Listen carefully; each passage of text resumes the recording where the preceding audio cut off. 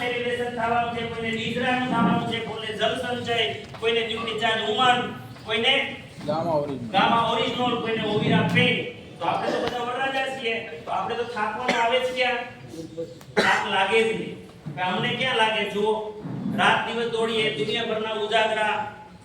હમણાં તો એક વાત 3 દિવસ 3 નાઈટ સતત ઉજાગરો. પણ તમને ક્યારેય મારી કોઈ પણ કાઉન્સેલિંગમાં લાગ્યું દિનેશભાઈ થાકેલા છે? ન લાગે. વરરાજા લાગે. તમે કોઈ વરરાજો થાકેલો જોયો હોય મને કયો આજુથી? સૌથી ઓછી ઊંઘ કરે તો વરરાજો થાકે નહીં. એ કુદરતી છે, શક્તિ જેવી છે, એ પ્રસંગની તાકાત એવી છે.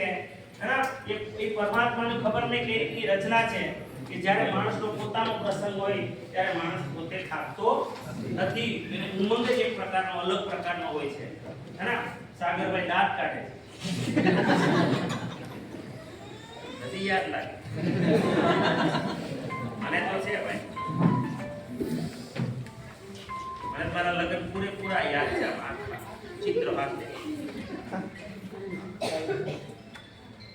ચાલો ક્લિયર. આમાં કઈ કોઈ સવાલ હોય કે આ પ્રસંગ આખો મેં તમને સમજાવી દીધો. હવે આગળના પોઈન્ટ ચોક્કસ કહી દઉં. પાછા અપલાઈન એવું નહીં માની લેતા કે આ દિનેશભાઈ કીધું છે એટલે કરી લે.